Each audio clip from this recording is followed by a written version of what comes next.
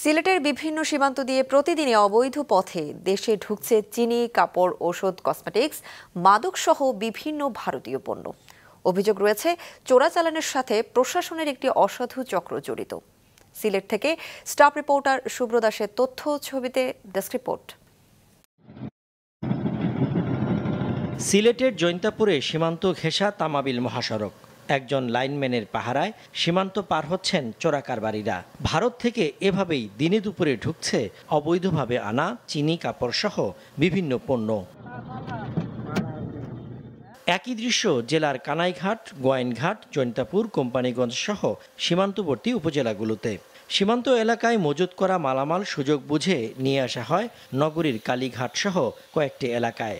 গভীর রাত পর্যন্ত চলে পণ্য গুদামজাত করার কাজ। নাম প্রকাশ না করার শর্তে একজন ব্যবসায়ী জানান, রাজনীতির প্রভাব খাটিয়ে নিয়ন্ত্রণ করা হয় চোরাচালান ব্যবসা। সাথে আছে প্রশাসনের রাঘব বোয়ালদের যোগসাজশ। চোরাচালানের কমিশন ভাগ বাটোয়ারার এমন অডিও ছড়িয়েছে সামাজিক যোগাযোগ মাধ্যমেও। তুমি ডাইরেক্ট বলবা যে ভাই এত বুঝি না, যদি 100 বস্তা নিচে হয় তাহলে 7 করে যাবে উপরে, এদিকে কি করবেন দেখেন। যেটা পাবো সেটা ধরবার মামলা দেবো, অর্ধেক মাল বেচে দেবো।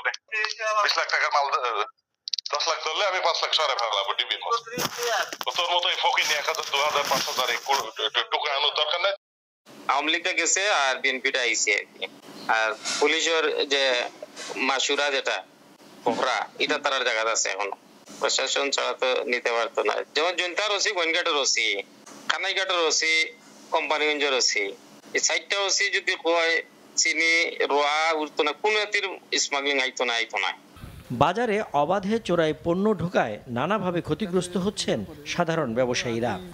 অবৈধ পথে যদি চোরাচালানির মাধ্যমে পণ্য ঢুকলে এটা তো আসলে ব্যবসায়ীরা ক্ষতিগ্রস্ত হয়ে, যারা বৈধ ব্যবসা করে আমরা বৈধ ব্যবসায়ীরা ক্ষতিগ্রস্ত হই না। বাজারে তো অবস্থা একটা, ব্যবসায়ীরা ক্ষতিগ্রস্ত হয়, যারা বৈধ পথে ট্যাক্স ব্যাক দিয়ে যারা আনে তারা তো এফেক্টেড হয়, এরা ক্ষতিগ্রস্ত হয় অর্থনৈতিকভাবে।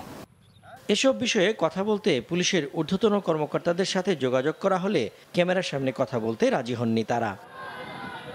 আওয়ামী লীগ সরকার পতনের পর সীমান্তে বেড়েছে বিজিবির নজরদারি, তবে তাতেও থামছে না চোরাকারবারীদের তৎপরতা।